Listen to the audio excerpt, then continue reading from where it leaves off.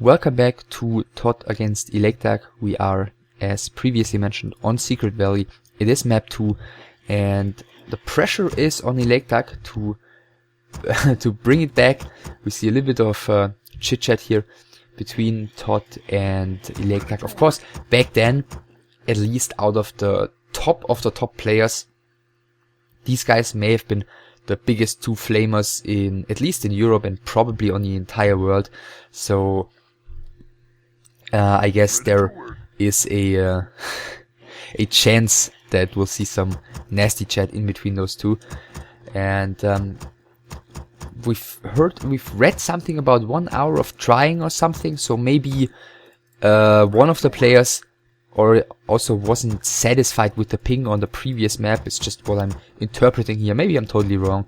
No idea about that. So anyways, ElakeDuck this time spawning in the bottom in dark green. So no more red against yellow apparently. Altar, burrow, barracks first.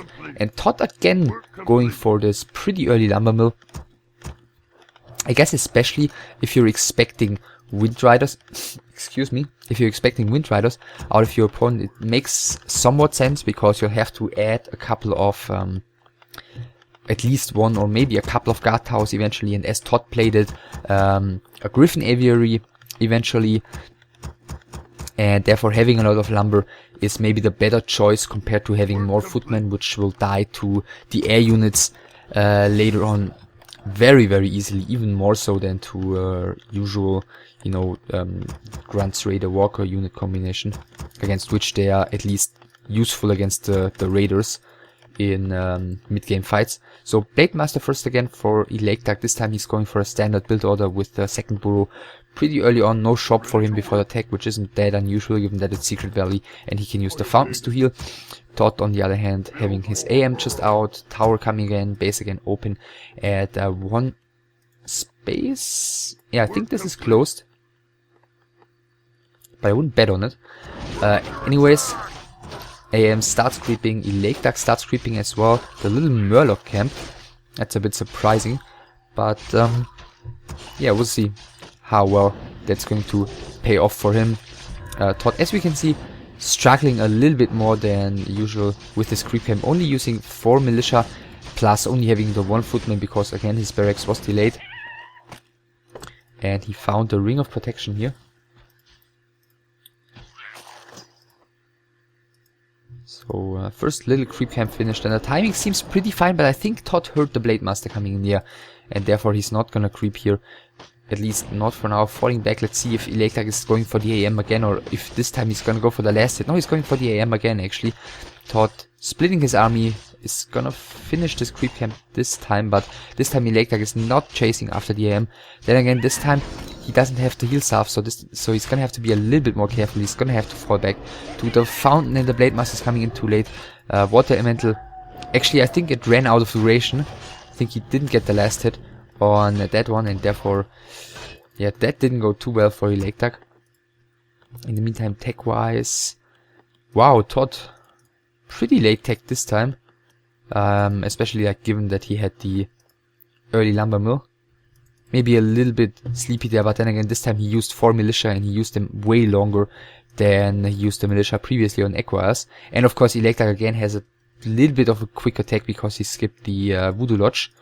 So just sitting here in front of the Goblin Merchant, gonna get the boots probably, and the AM is this time gonna be able to do the same thing. And ElakeDuck, yeah, making use of the way this map is designed, he's gonna be able to creep here and then go to the fountain and heal back up, because you know it's just right next to the natural expansion of his opponent. And therefore, of course, comes in very handy. ToD continues creeping. Okay, spawning this water metal here to creep the next green camp with his footman. And that water elemental. Shop coming in the back of the base again. So doing more or less the exactly same thing that he did on Equus. Focusing slightly more on creeping, but he's gonna have to do so because ElakeDuck is focusing a lot more on creeping. This time he's got a level 2.5 Blade Master already on Echo Eyes. At the same time, his Blade Master had like not even level 1.5, and therefore ToD I think it's looking slightly better for ElakeDuck this time, because against such a Blade Master you'd wanna go into the mid game with a level 3 AM. But he wasn't able to get that yet. Also, a lot of his units are low HP, so he's probably just gonna buy the... okay, looks like this is definitely closed. Probably just gonna buy the Scroll of Regeneration. And ElakeDuck is, yeah, might even be the first one to reach level 3 here. Footman heading towards the middle. Let's see if he's gonna get a Beastmaster again. ElakeDuck, by the way, double Beast 3 and SH again, so he's doing the same thing more or less. And so is ToD. Timing wise, this time is he again gonna try and go for the tier 2 push here immediately against the Beast 3s. I think ElakeDuck might be able to stall ToD here for a while, but ToD not falling for it. He's going straight for the main. Blade Master grabbed the level 3 right now, killing the little gnoll here in front of the Orc base. Shadowhunter comes out. Gonna have to be careful. Blade Master backstab, crit, hex, doing a ton of damage to the Beastmaster again, as he did on Echo As. And this time, oh, he doesn't have a speed scroll, but he's still gonna get him thanks to the boots of speed. So he's gonna get that kill. The Grunt is probably gonna fall to the Quill Beast, or is it? But the AM of course has the boots. Beastmaster goes down. Work complete. So Grunt, which cost him 200 gold against the Beastmaster, which is gonna cost 170 gold. But of course it takes a lot of momentum out of ToD's initial tier 2 aggression. And therefore, yeah, still worth the trade here for ElakeDuck. He's going for the AM again. Mana for one more hex on the Shadowhunter. I think the AM isn't gonna die here, so he should just make sure to get as many footmen killed as possible. He can chase this one down. He can hex another one if he wants to.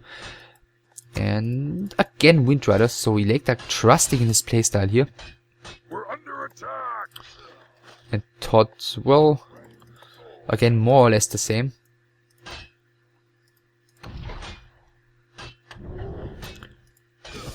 And yeah, let's just quickly check. I guess the Blade Master chased this footman down and killed it somewhere. Not quite sure where. And the other one was hexed and therefore killed by the grunts. So ElakeDuck getting very safely into the mid game here, killing so many footmen of ToD. ToD down to one of them, and the first two Zorks are just out. So this is looking definitely a lot worse for ToD than previously, where he you know, got in the fight where he lost all of the footmen, he at least got basically the entire ground army of ElakeDuck killed as well, which was consisting of, I think, like 2 grunts and a raider. No, I think 3 grunts even and a raider, plus the heroes of course, but they didn't die. So anyways, ElakeDuck again is gonna keep the pressure up. ToD this time isn't gonna add a tower. Maybe he feels that he's more under pressure and that he's gonna have to take some risk here. If he wants to stay in this game. Calling the militia, maybe just want to use them to safely get this creep camp, but not with the Orc. Right nearby, speed scroll wise, ElakeDuck's got 1, so he's gonna be able to work a little bit with those Wind Riders. First caster has already gone down. Blade Master running around quite uselessly now, using the speed scroll, going for the AM hex and focus fire. AM is gonna get to the shop, so I'm assuming speed scroll on the Shadowhunter of course as well, but it has run out right now, and that attempt was very unsuccessful, obviously. So ToD is ElakeDuck is gonna have to try and get out of there, losing as few units as possible. I guess the ground army once again is going to take quite the beating here. Then again, the AM finally just now reaching level 3, so thus far the anti-air isn't insanely strong. But still, he's taking down the first Wind Rider right now.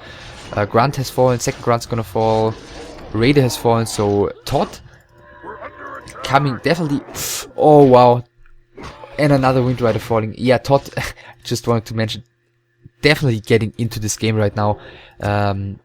Definitely making up for the pretty bad early game that he had here.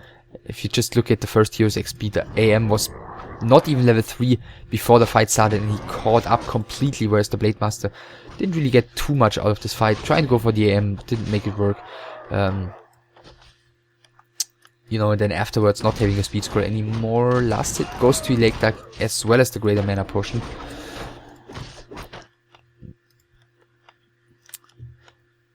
But now, of course, since he didn't add a guard tower, there is the chance of some harassment by ElakeDuck, and he's gonna make use of that.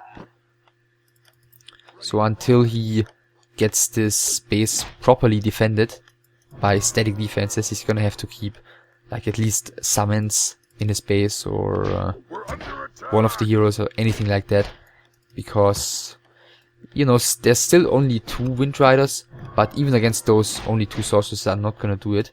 But ToD doesn't want to waste any time. He's going full on continuous creeping with both his heroes. I feel like he could at least send the Quill Beasts back into his base. But ToD is microing nicely with the slow and always keeping his casters in the back. So far he's dealing nicely with this pressure.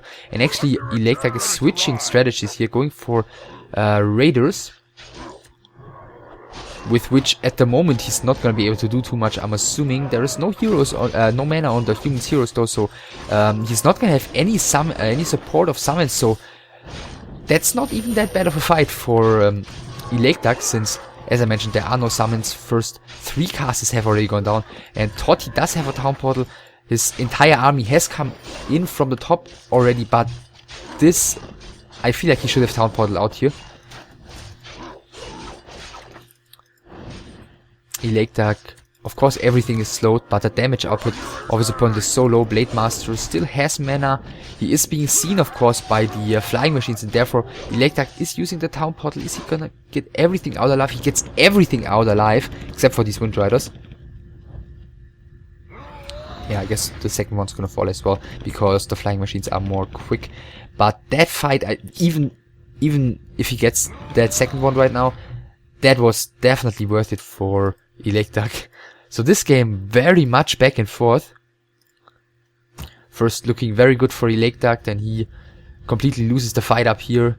Then looking pretty alright for ToD again, but then he only had half his army down here and completely traded very badly. And at the moment, I'd say if a player is ahead, then it's definitely ElakeDuck, and he's gonna go for the Beastmaster again. There is the Invo Potion on that one though, there's a heal potion on the BM, and he's gonna have to use that, doing so right now. And Snare is going on the AM, but the Raiders properly focusing the casters here instead of the heroes, and this time it is the human player who's pulling the town portal.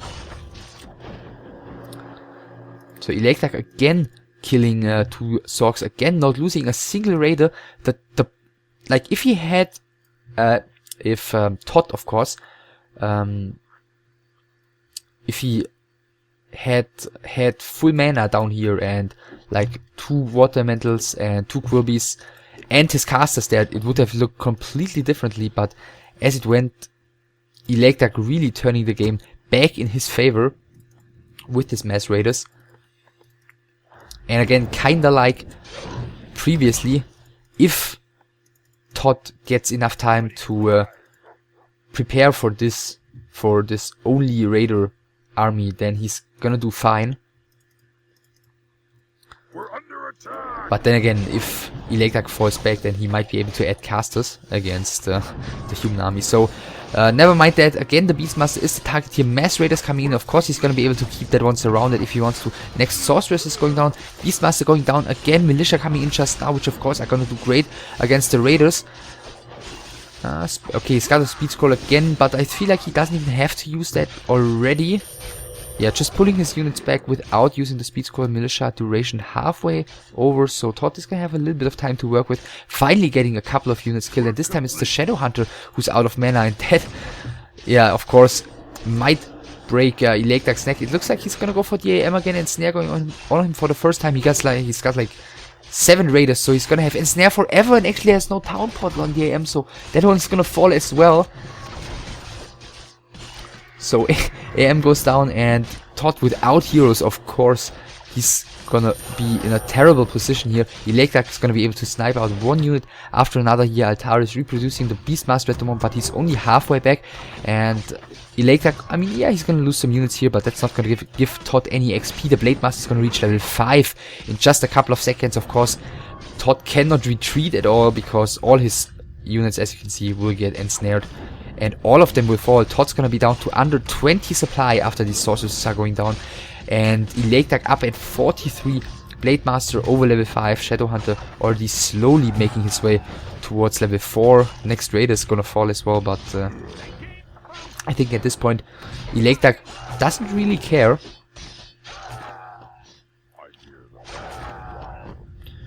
Beastmaster back from the altar, AM back from the tavern.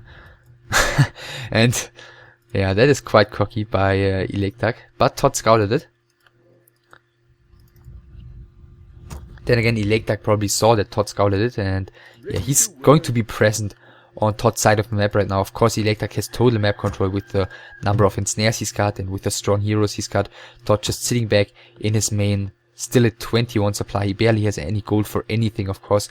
Tavern rebuying the AM set him back even further. Yeah, Town Portal on the Blade Master right now. He scroll, Invo Potion. ElakeDuck looking very much prepared for everything ToD has to offer. Yeah, he's got Pillage as well, so getting even more resources from this little push. Raider getting a little bit overly aggressive, again Militia being pulled, but ToD lost so many peasants earlier on, so it's only 3 Militia he's got available at the moment.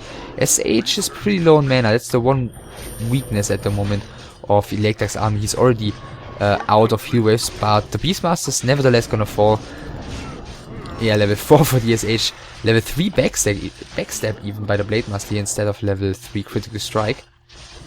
Next Sorceress is gonna fall. ElakeDuck also not microing too hard anymore, losing a couple of Raiders here. AM is probably not gonna reach level 5 ensnares. He's got still 4 Raiders, that's enough to keep the AM ensnared. And yeah, he's falling again, and this is looking so good for ElakeDuck. Blade Master level 5.5 already. Speed Scroll is still on the SH. Maybe he should use that one right now in order to get everything out of that fight. But he decides not to do so, losing one of the Raiders. And he might even lose a second one, which is definitely not worth it. Okay, actually it isn't. But I guess, like at this point, okay, ToD even, yeah, he's still focusing properly. So ToD really showing the fighting spirit in this game. Again, reviving both of his heroes, but I'm afraid there's not really any point in keeping the tension up here from a caster's point of view.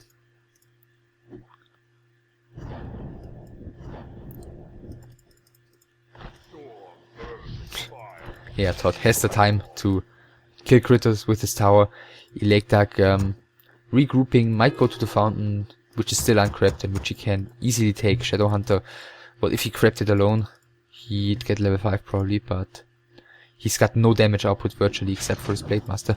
Expansion also started running already. ToD has his Beastmaster back. AM is still gonna take a lot of time.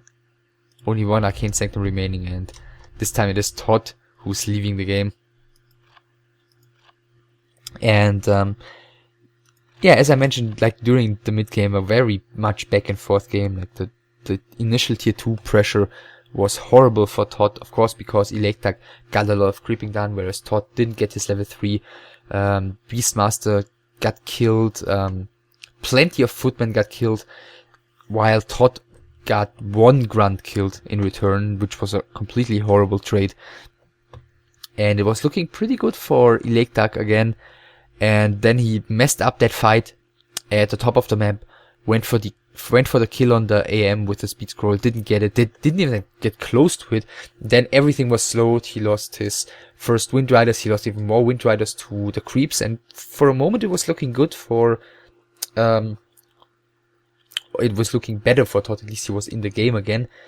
But then with the 2 Wind Riders, you know, he distracted part of ToD's army. Part of ToD's army was in the base, and I think ToD was going a little bit overboard with his creeping while having part of his army in his base, but not securing it with towers. You know, 1 additional guard tower would have done it against that low number of Wind Riders, and then he would have had his entire army in place together, and not just, you know, a few casters and his heroes without mana. And I feel like once at the left Goblin Merchant, once the creep check started, I think ToD should have just Town Portal immediately, and then the game would have still been wide open. And then after that, of course, he had lost his entire army, and then ElakeDuck was just able to kill the heroes over and over again, and it was basically over. And therefore ElakeDuck ties the game, and we're gonna take it into a third match in this best of 3, and that's going to take place on Tarina's stand.